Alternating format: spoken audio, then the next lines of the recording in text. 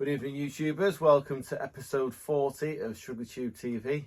Thanks for returning if you're a returning viewer, and welcome to new viewers if it's your first time. I hope you enjoy what you see and come back to watch some more. Right, I'm not going to go on for too long because I've done loads of work this week, believe it or not. I've had a good week. I've been to see Malcolm, fitted his engine, which was great. Nice day out for me, and done some other work and managed to touch on with my V8 Husky project as well.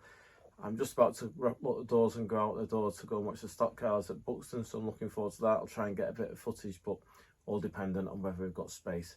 So this may be part one of two, I'm not sure yet. I think I've got about 45 minutes worth of reviewing for you tonight. So hope you stay awake. I'll speak to you later. Have a great week. Cheers now.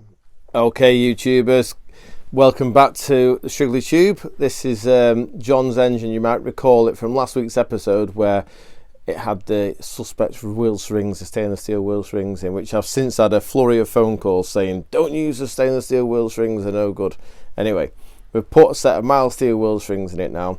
Now John had just completed this rally, which I'm not even going to attempt to pronounce, but I've put some pictures on now for you to see of him on the rally.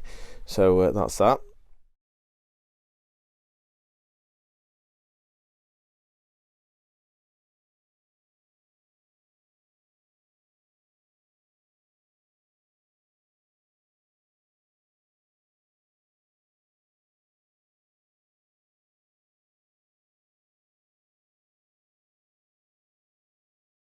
Okay, I'm back now. So what we've got here is the engine on the dyno. I want to make sure this is absolutely bob on for him because it's a bit embarrassing that I've fitted these wheel strings and it's failed on him, as I'm supposed to be a specialist in what I do.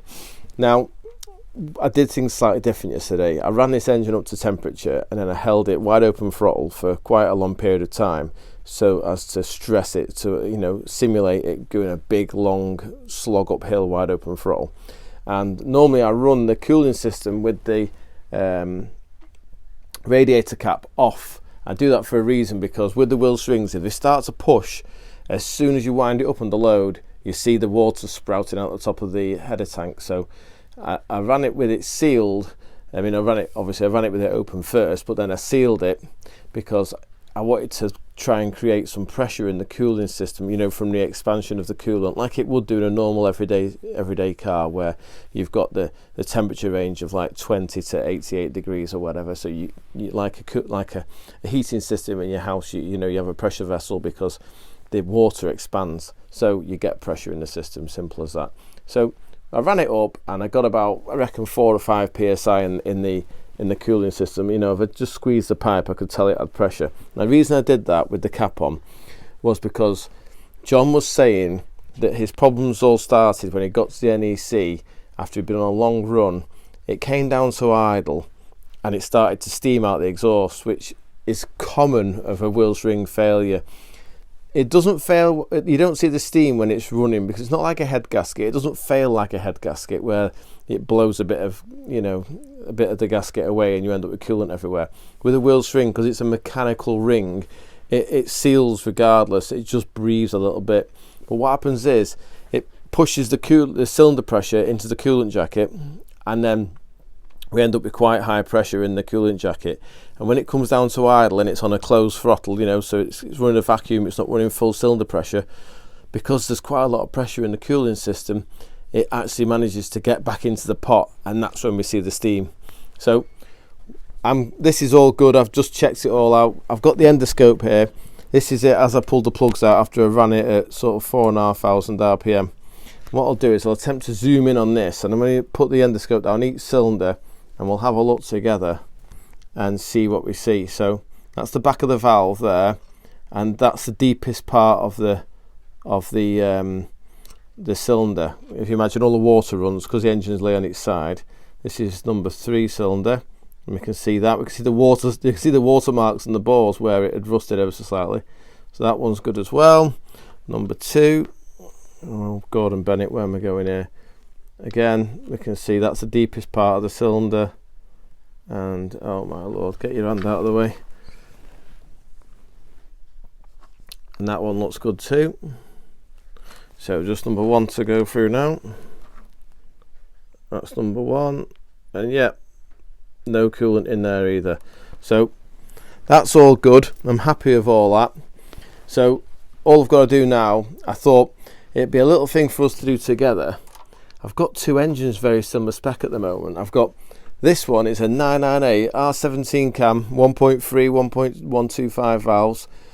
John's chosen to put it on a solex, which isn't something I'd ever do with an R17 cam because of the reversion and the overlap on the cam. We get a lot of air going backwards and forwards, and it makes them idle absolutely rubbish. And often you end up with one pot quite lean and then the next pot quite rich because it robs and gains as it idles. Anyway, the only cam I'd ever fit in something with a solex would be a sport cam, to be honest. Anyway, that's John's choice. So I've just got to do a bit of work on it because we're going to take the vac advance off it and sort a few bits out there. But the reason I was talking about it, God, I lost track there, didn't I? Was I've got another engine belonging to Malcolm. Now, I made the mistake of calling Malcolm the old boy. Very flippant of me. Sorry about that, Malcolm. He did text me on Sunday night to say less of the old boy. But yeah, sorry about that. So Malcolm is the senior gentleman that's having the this. Well, I'll walk through with you. This is the 1040, the fresh one I've done for him. So that's all ready to go on the dyno. I've got to put a dizzy in and stuff. So this is the one we took the pictures of last week that it was in pieces as a kit form. So this is the same spec. It's 1040, so it's 40 cc's bigger. It's, what's the compression ratio? It's 11.2 to 1 compression, so similar to the one in there, but it's got twin 40s on it. It's got similar size valves and it's got an R17 cam. So what the point of what I'm waffling about is I wanted to show you how much better this engine will be because it's got single choke per cylinder. It'll be far, far better. So one last thing, I've got my scales here and I wanted to show you a way of testing your wheel strings. Now, there's been various different types over the years. Normally they're mild steel, that was the old school way.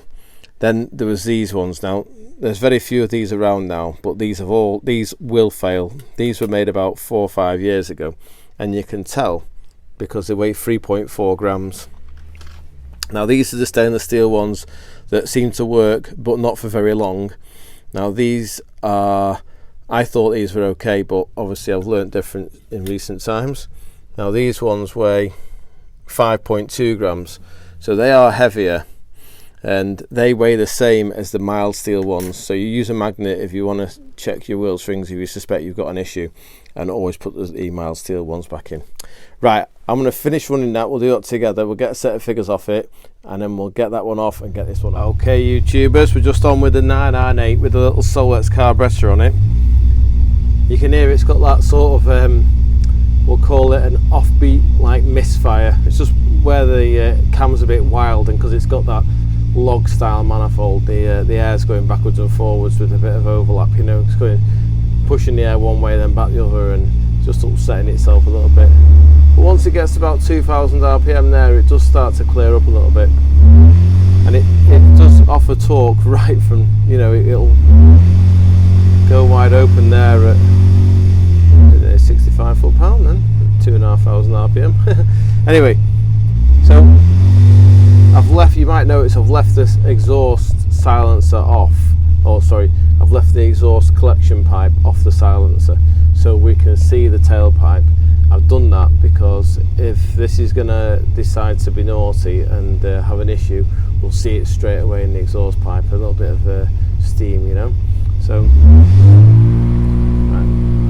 we'll just wind it up there at 3,500 RPM, or 4,000, sorry.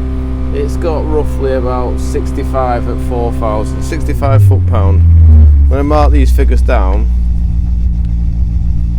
65 was 12.8, because we're going to compare it to the other engine. So we'll back it off a little bit more. Still staying at roughly about 68, 65. So at 4.5 it's the same, 5,000 it's the same. Starting to fall off a bit there, struggling for air probably. 12, 5, 6, yeah. So it's 6,000, 11.5.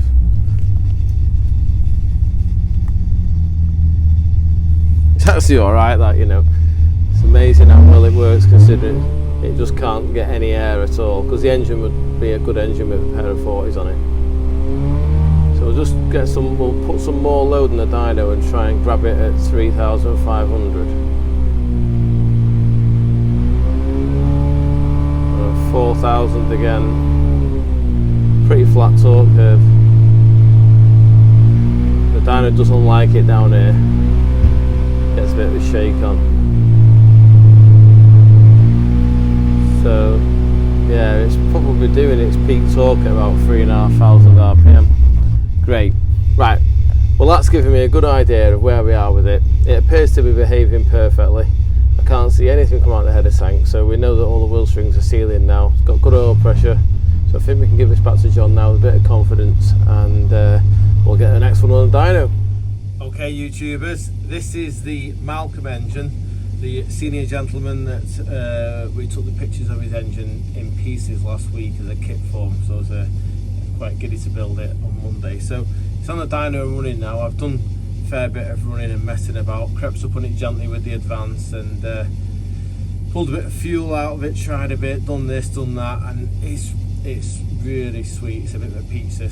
It sounds mechanically lovely when you stand next to it. It's got great oil pressure, it hasn't got any oil leaks, touch wood, and some wood, oh god.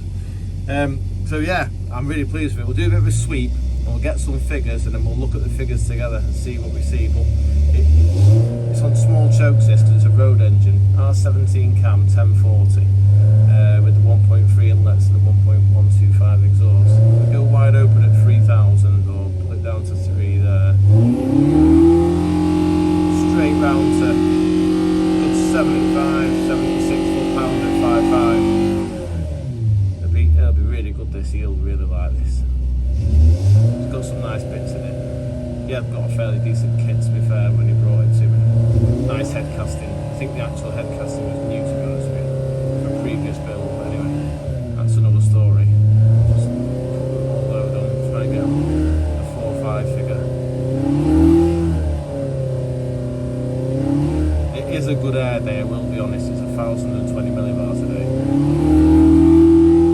5,000, good 75 foot-pound that is. Come on dyno, grab hold of it. Dyno's a bit slow today. I think the water's getting a bit warm in it. There we are. So at 4,000 it'll open wide open throttle, good 68, 70 foot-pound there. Brilliant. So yeah, this is quite pleasing. I will probably take the camera with me tomorrow when we go and fit it in Malcolm's car. But first he's going to come away in the morning and he wants to run it himself on the dyno, so we'll do a bit of video of that as well. I'm back in the dyno off now, so it's holding good 75 there, 5.5, 6. Is that a bit of a rich bit? 6,000. Come on dyno, let go. 6.5. Dyno's not letting go, maybe the clutch is slipping on it. Right, brilliant. Well, we'll call that in the out tray and we'll record again in the morning with Malcolm when he gets it. Okay YouTubers, I'm joined with Malcolm who owns this engine here. This is the 1040 that I've just built for Iran last night. So good morning Malcolm. Hello there. How are you doing? Now you've got hold of the dyno. The dreaded piston. Yeah, the throttle, that's the umbilical cord that. Yeah. That's your connection to the engine. So yeah. I've just done some figures which I thought I'd show everybody. Now what I'll say is this is the JR engine, which is the John Ross engine, which had the Solex carburetor, and this is the Malcolm engine here. So, and that's the Malcolm horsepower. So Malcolm torque, Malcolm horsepower. So we can see the difference. You know, we've given it. It's a really good air day. So we've given it a minus 10 horsepower there to compensate for the 1,022 millibar that we've got. So we're saying it's about 80 horsepower on Malcolm's engine and about 60 horsepower on John's engine. And the only difference, like I said yesterday, was the fact that this engine has got twin 40s and the other one had a single Solex, and this one's got a nice exhaust system. Yeah. Okay, Malk, so what I'm going to do is I'm going to put the microphone over here out of the way, and you're gonna run it up. So I'll put a bit of load on there. Do you wanna? You've had a practice run. You're very good. Yeah, it's really difficult. Really mind testing. Right, brilliant. Wind it on then. Wait for my drive shaft to shut up. Right, if you go wide open there, I'm backing the dyno off.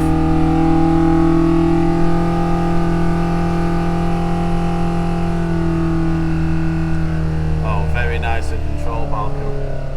Very nice. Right.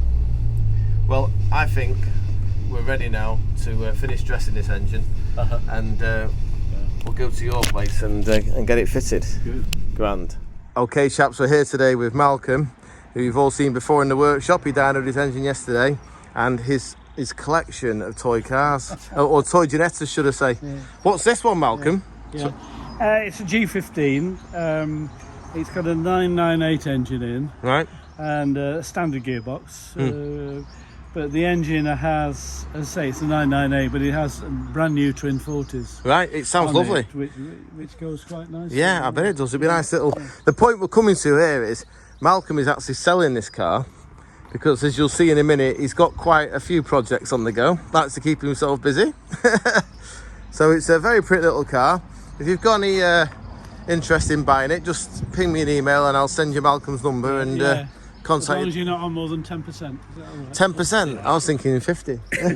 Right, now over here we've got the real treasure. Yeah. This is the one that Malcolm's been building. So tell us, this is the one we talked about in the shop on episode 26 or whatever one where it was like 50% complete. Or not? Well, it purported to be 95% right. Complete. I went up to Stockton-on-Tees and bought it up there and brought it back because it was, I thought, a very nice paint job. It was complete. Yeah. As far as bits and bobs on it were concerned, but there the 95% complete ended. And I think the guy had, when he was describing it, had sort of numerical dyslexia. Because by my reckoning, it was about 59% complete. Right. So he may have got his words the wrong way around. Well, it looks like you've got there with it. This morning, this is the engine that Malk ran yesterday. So I've had a drive up to Malcolm's this morning, and Malcolm's been a brilliant apprentice. He's been passing me tools, and we managed to get it in. Yeah. We've actually got forward and reverse gears, and oil pressure, got oil pressure, which is always handy, isn't it? Especially with a new engine. So do you want to give us a quick fire up, Mal? Oh, tell you what, before we fire it up, we'll have a quick talk about this one. Yeah. Look at this one here. Well, this is a Hillman Imp rally car, which I bought reasonably recently. One of the reasons I bought it was, and you're showing it now, is that it was built by a guy called, what's his name, Andy? Oh, not Andy him. Jones, yeah. Oh, he's useless. Useless. And this was one of his early builds. Yeah. But it's only done, it's done less than 6,000 miles since 2010, it says on the... I was actually working for Bob when I did this job. One of the first jobs I did it for a guy called Ron Aspinall. Yeah. He was preparing the car for it to go on a posh rally. It's lovely. Like the blue Genetta. Yeah, carry on, I'm listening, sorry. Like the blue Genetta, it has an Andy Chesman head. Right. What's that one? AC133 did we say? Yep. And this one is AC550, which you must have put on when I you did. built it. I put it on because it came to me with the rod out the side. I had a bad day. It's been dealt with by two famous people. One of them. Something else. One of them was good. That's something else. Which one? And it wasn't the Jones. Right, Malk. Let's. Can we do the fire up? Is that all right? Yeah. Now we've got a bit of a wiring issue, so we have to fire it up by putting the connector on the coil like that. But yeah, give us a quick run up, Malk.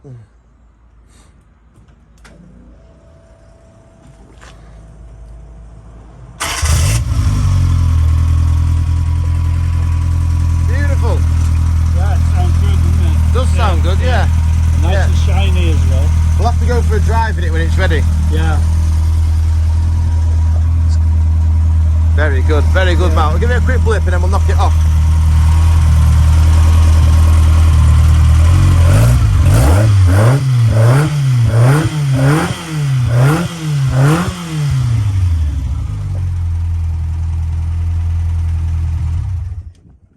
Okay, Mel, you can knock us off at that. Yeah. That's perfect. Right, well, I'll look forward to seeing this when you're outside the workshop in it, and we'll go for a blast in it. Yeah. I'll test the engine for you. How's that? That's very kind of you. Excellent. Well, thank you for showing us around your toy collection, and good luck with the sale on the blue one. Yeah. And you've got a good list of jobs to get on with now, haven't you? Yeah. What do you reckon? Late end of next week when it's on the road? Well, I don't know. Maybe next year. We'll take it slowly. Otherwise, I'm retired, you see. But otherwise, if I finish it, I'll have to buy something else and build another one. Well, keep yourself busy. It's the best way. Yeah. You've done a cracking job so far. It looks amazing. Yeah. Lovely that chassis. And by the way, underneath is as good as on top. I'll just try and get the camera to show you. Look at that chassis. Beautiful. Beautiful. Right. Wonderful. Thanks, Malcolm. Yeah, thank you for all your engine building as well. Oh, you're very welcome. Yeah. Okay, YouTubers. Cast your memory back a few weeks ago. I had a chap called to see me called Peter, and he had the orange and white Hartwell Imp. And this is the original Hartwell 1150cc motor that came with it. Now, I'm not quite sure what the story was, but he'd built it, and I think he had some oil pressure issues, etc. So he'd had the crank ground, and he brought it to me, and I measured it. And if you remember, this is where I got myself tied in knots, because I was saying it was I was giving out figures for a standard size crank when it was actually on 10 thou. But what we noticed was that it had been ground up on its standard size, so it was about 8/10 to a thou big. So I've taken it to Ken the crank and said, Ken, can you do something with this for me, make it how we have the rest of them? So he's machined it all, so it's on 10 thou undersize now, and if you look, it's absolutely bang on. That is 1 inch 865 thou, because it's 1 inch 875 as standard, and it's 10 thou down, and it's made the big ends, they're 10 thou as well, so they'll be 1 inch 625, so they're now 1 inch 615. But I've asked him to take out, well, I took about a thou off him, so I didn't want it to be, it was just felt too big before. I don't think it would have had the correct clearance. What you've got to remember with all these old race engines, so there you go, it's 1 inch 614 and a couple of tenths. That's perfect. So that's just what I want it to be, because I like to run about 3 thou clearance so that the oil can take the heat with it. Because remember, we're not running like 040s oil on these things, we're running thick oil because of the block expansion, so we have to keep a decent clearance so we can get the heat out the bearing as well as lubricate it. So this is going to go together now. Now, I just was going to say, I've found these are the original bolts that were in it. These are the 3/8 cap head. Originally the Imp came with 5/16, so the rods have been modified to take these bigger diameter bolts, but we're going to throw them in the bin because that's old school. So we're going to put a set of these ARP 625, these aren't 625, these are just ARP 2000, sorry, 3/8 UNF bolts. And then I've had a right good inspection on all these rod caps, because I really am fussy about these now. I don't like them at all. These are the original Hillman Imp rods, which they're good, don't get me wrong, but they have a little bit of a, if I just zoom in, we'll try and spot it. Can you see, where are we here? See right in this corner where my finger is, there's a spot face, and that corner there, excuse me, is 90 degrees on the outside diameter. And what happens is, here we have my example. This is James's remainder of his cap, where if you look, the crack started from the deepest part of that outside diameter where the spot face left a 90 degree sharp corner, and obviously the cap's been flexing and it's just burst and exploded and burst in an instant, hence why there's no heat in it. So yeah, that's why I'm not too keen. So when we dyno this, we'll be a bit ginger with it. We won't be going past 7,000. I'm sure it'll be fine though, because he's not going out circuit racing or anything with it. He's just Going to do the odd track day and stuff, so I'm sure it'll be absolutely fine. Right, I'll get on with putting that together and hopefully get a tune out of it soon. Just something I thought I should add to this little topic on changing the big end bolts for the ARP ones is that they have a larger radius under the head where the shoulder is there. These original cap heads have got quite a sharp corner, so it doesn't require a big chamfer on the leading edge of the hole. If we put the this one in here like that and hold him up to the light, it should, he says, oh look at that, that's not very good, is it? That one's sitting on the chamfer, can you see the light through it? So that's been built that way, unfortunately. Now if I put the ARP bolt in, there's even more light, can you see it? That's because the bolt is sitting on the corner, on that radius, which I can't quite zoom in on the inside of the bolt. So what we're going to do is we're going to use a chamfering tool to increase this chamfer on the edge here so that the bolts sit nice and flat. Okay, I've literally just used a 13mm drill on the radial drill to put a larger chamfer on the edge of that hole. So now when we put the bolt in and hold it up to the daylight, we haven't got any daylight, we can see through it, which is handy. So we know that the flat part of the shoulder of the bolt is now holding the cap on rather than it sitting on that edge.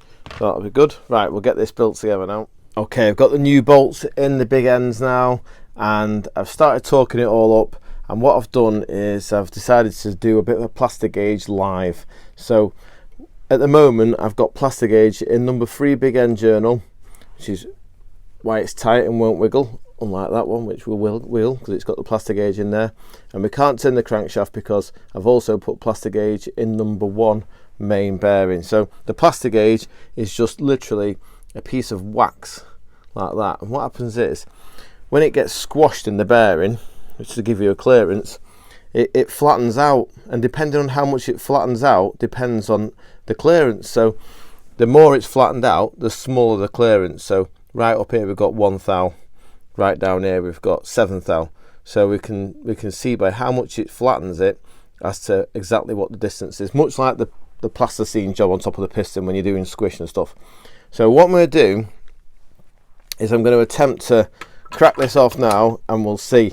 Now if I've got it all right, all my measurements, so I've checked the mains tunnel, we've got the right bearings, we've got the right crankshaft size, what we should have is, I like it a bit tighter on the mains. 1.5 to 2 thou on the mains is my sort of, nothing bigger than 2 thou because of the growth of the block. But because this is steel and this is steel, we can be bigger on the big ends. I like to get the oil flow through, so I'd be happy to see anything from 2.5 to 3 thou on the big ends. So let's see what we end up with. I've just not even thought about this because I've got to crack that with both hands because it's tight. I'll get the buzz gun on it a second. There we go. Right, slippy slide that off there. This is just not good YouTube video footage, is it, when you're all over the show? Anyway, you'll get the gist in a minute. Hopefully this will all measure up spot on, I'm sure it will be, and then we can get it on the dyno and get a tune out of it before Peter comes to collect it. So the first thing that's standard that normally happens is the bearing shell sticks to the wax. There we go, get that out of the way. Right, so the plastiguage. Now obviously because I've laid it in a line this way, we have to measure it this way. So it's upside down, but I'd say it is between 1.5 and 2 thou, which is great. That's it. I've got a new hero, by the way. I've been watching him on YouTube. He's called Alan Milliard. If you get a chance to check him out, the guy's a genius. And one of his sayings is, "That's just perfect," and that's just perfect. That. So yeah, he really is a genius, an engineering genius. The guy can make anything with a hacksaw and a file. You wouldn't believe it. He glues like, well, doesn't glue. He produces 6-cylinder motorcycles from like 4-cylinder ones and stuff like that. Just takes his axle to his engine casings and just splits them up, and then makes his own crankshaft and Andy gets a camshaft, and I couldn't believe I was seeing it.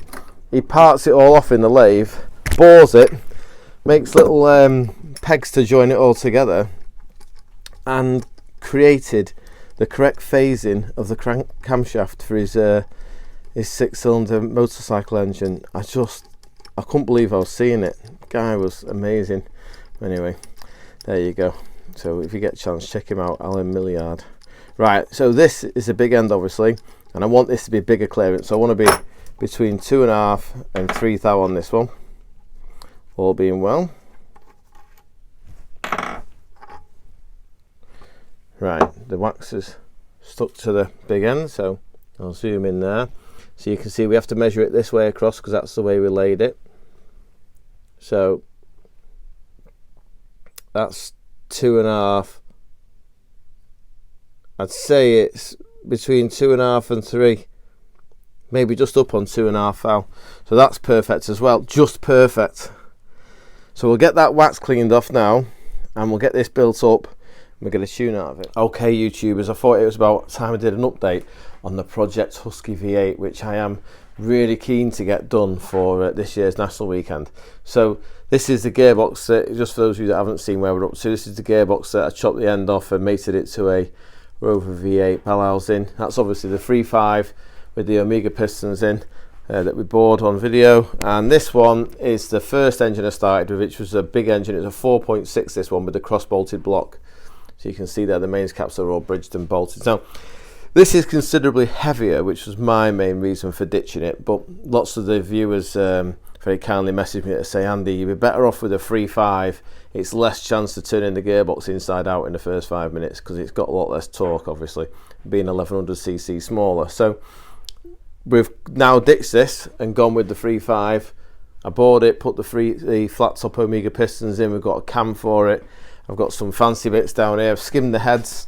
I bought an inlet manifold and a carburetor. So we're going to come to that in a minute, but I thought, right, where am I up to? Because I've not touched this for months. I've been so busy with other things. And I remembered I'd made this little bush to go in the end of here that allowed me to use an Imp spigot bush for the input shaft. Now, obviously, I'm not using this anymore, so I wanted to try and remove it without damaging it. So what I did was I got my little expanding tool. There's basically a threaded bar that goes through there, a little taper on the end, so as you tighten it, you see them slits there, they expand on the end of there, and then you can draw it out. So I've drawn out the needle roller bearing. Now I need to get this aluminium one out. So what I've done is I've just turned the shaft. Now the inside diameter of that is 3/4 inch, so I've made this 745, so 5 thou down on 3/4. And what I'm going to do is I'm going to show you guys, just in case you ever get stuck with a spigot bush, how you can get your own bush out at home using grease and a hammer. So what we're going to do is we're going to push the grease into the hole, and then we're going to send this in like a piston, and obviously it'll hydraulic. So when I hit the end of it here, hopefully what's going to happen is the grease will want to escape, but it can't get down the 2.5 hour side. So what it does is it pushes out the aluminium, which is, believe me, I sweated it into there, so I know it's in hard. So I'm not sure it's going to work yet. I'll put the camera on a stand and we'll have a bash and see if it comes out. Okay, here we go. I've pushed the grease using the screwdriver into the bottom of the hole, and I'm pretty convinced that we've got enough grease in there now for this hydraulic in action to work. So what I'm going to do is I'm going to use this with the hammer, and we'll see if he comes out.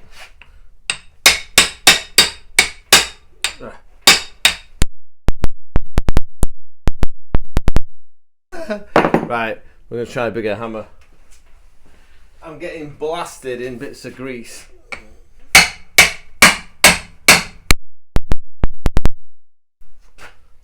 Works a treat. Belting. So can you see? Oh, I'd grey glued it as well, and I put an O-ring around it. Crikey. Right, we'll get this cleaned off, and then we can assemble it into the 3.5 engine over there and put the flywheel on, and all the gearbox bell housing properly and see what it looks like, and we can get rid of this engine. Okay, I've got my new, well, I say new, I've got the needle roller bearing for an Imp with the aluminium support bush on the outside of it from the 4.6 that I'd made in a previous time. I've now put that into the 3.5 engine, so I bolted the flywheel on and torqued it on, and I wanted to see if the gearbox would go on and all look happy. So I've just lifted the back of the Rover gearbox up, because engine up, so that I could slot this on. That feels like it's, is it going on? Are you going on? There we go. Lovely. Right, what I'm going to do is going to put one bolt, which I did prepare honestly, now I've lost it. There it is, in the top there, just so we don't put any stress on the input shaft whilst I mess around lifting it and moving it. Come on, shape yourself. Oh good lord. Oh. Okay, so now the gearbox is being held on by a bolt rather than the bush. Right, let's take the camera off and see what we see. So if we look inside this hole here, I'll try and zoom in, we can see the needle roller sat perfectly there, just how I wanted it to be. So the input shaft, the very end part, is now fully supported in the bush. I've obviously dry built this a long time ago, and we can see it. If I grab hold of both yokes, it all spins nice. So wicked. That's just what I wanted to see. That I can now put the clutch on and start organising the clutch fork and the swing, because obviously the slave cylinder is going to be set higher now, so we've got to work all that out. Yep. Right, time to put the clutch on. Very exciting for me. This is good progress, this. So I'm going to use this 7 1/4 Titan clutch plate. So it's a proper racing clutch. Originally this was what they call a twin plate clutch, so it had 2 of these friction plates with a separator between them to give it more surface area, but it had been badly overheated and it was all warped. So I've ground this flat now, and I've machined the posts down, because obviously taller, because I've took one of the friction plates out, and we're just using one Imp friction plate now. So we can use the Imp spigot bush, the Imp input shaft on the clutch. Always put the boss to this side, because that's where the support is, so it doesn't go into the flywheel. And then a little explanation on how a clutch works, just for you, those of you that don't know. When you press your pedal, there's a bearing called a clutch release bearing that pushes on the end of these fingers. It's very important that it pushes right on the end of the fingers, because there's a movement. Now underneath here you'll see we've got a ring of bolts, and this big, like, we'll call it, I don't know, you call it a pressure disc or something, but you can see that silver ring there, that is in contact with that lip there, yeah. And what happens is, at the moment the clutch is in its engaged state, we'll say. So this has got, if you clamp this now, it'll squash. As it squashes, it moves on this moment and the fingers go in, so the whole lot goes like that basically. And as it does that, it brings it further away, so that it only needs a tiny bit of clearance, and it takes the pressure off the plate then, and you can engage a gear, because obviously the input shaft isn't connected through the disc, because the disc is spinning within inside of here. So it pushes on there, pivots there, pulls back on that ring on the outside, which is there, and the whole lot's free to spin. It's probably a bit hard to understand if you're a beginner there, but what I'll do is I'll put it on, and as I start to tighten it down, you'll see the fingers, these fingers that are at an angle now, they'll start to level up and be straight with the clutch. So we'll do that next, but I'll just turn it off for a second, because it might take a minute. Right, hopefully you'll see what I'm saying. If you watch these fingers here, as I start to tighten up the clutch plate, because you see it's got a gap at the moment, it's not tight, you'll see the fingers all start to move in.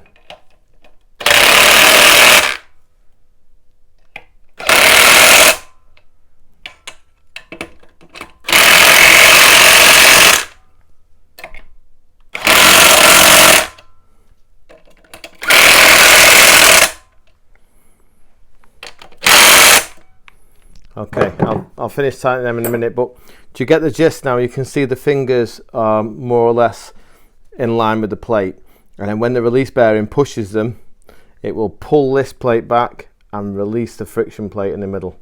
We might actually be able to get a visual on that working through this hole when I get the release bearing in. Right, it's making shape really well, this now. I've put a ring of bell housing bolts in so it's hard against the bell housing, and I've put a clutch release bearing in with a spacer, which has given me the desired clearance here, which is like, you've got to understand the way it works. The whole thing works through an arc because it pivots, so it's important that the start point is correct so the finish point is correct. Otherwise what happens is it does this movement and the release bearing catches on the input shaft and you get a whole manner of problems. So it looks like I'm going to have to make a bracket of some type to support this slave cylinder. I hope the angle isn't going to affect it too much. If I get it like that, I think it should push it okay. Now what I've done is I've just been operating the clutch with a pry bar, literally just putting this bar in at the top there and in between this gap here, and operating the clutch to make sure it's operating, and it all seems to work. So I'll put the camera on the stand and you can see in through here and see how it all works. Hopefully what you'll see is as this bit goes in, you should see this part come back and release the clamp on the friction plate. Right, okay chaps, hopefully I've got the pry bar set up now. You should see the diaphragm go in the center, and you can probably just about make out. Let me get a screwdriver, see if I can assist it. As I press that, you should see this bit come back. It's a lot of pressure to remove this release bearing. I'll put that there again. Hopefully we'll see it this time. There, can you see it? There you go, you can see it perfect there. So that's how the clutch works. And a lot of pressure. Right, great. I'm gonna have to wrap this up now because we've got a really busy week next week. Hopefully we're going to get Mr. Benoy's rods back and we can get a build on with his engine, because that really needs to run very soon because he's out end of the month. Okay YouTubers, I was just getting really excited about my little V8 engine going in my Husky, and I thought I've got another 10 minutes before we've got to pack up because we're going to, me and the kids are going to Buxton Raceway to watch the Formula 1 stock cars tonight. So what I've done is I've bolted the heads on this Rover just because I wanted to check out how things were going to line up, etc. So this is a new manifold made by JW someone, and it's a dual port, they call it. So it's like a dual plane manifold. It has like a divider, but if you look at the ports on the head, which has been modified already, these were off my stock car many moons ago. I saw lots of these parts. There's the vernier timing gear. What I'm trying to get to is, the way I like to build a Rover engine is, I don't put the sump on to the very, very end. So I can put the cam in, put the vernier on. I've got some special Follett rockers here. These are off a Volvo P1800, and they're a higher ratio, as in from the point there to there is higher, is longer, and there's shorter. So we end up with a situation where we get more lift for any given cam lift, if you know what I mean. So we'll go through it all when I come to do it, but basically, say if you've got 500th hour lift at the cam, or no, say you've got 300th hour lift at the cam, with the ratio correct here, we should be able to make 500th hour lift at the valve. But we'll come to all that when we come to do it. I've got to change the shafts and all sorts. But for now, what I wanted to do was to get my masking tape on here, mark it all out so I can see, and then I'm going to do a bit of work on the manifold and port it all so it matches the heads, so that when I come to build it and it's all clean, it all lines up perfect. Just perfect. So we're going to wrap this up for this now. That's it for today on the Rover. I'm waiting for Will to come back to me with the exhaust manifolds which he's made, which I'm really excited to see. Russell, who are we having for the final? Matt Newson. Matt Newson. Look in. Who's going to win the final?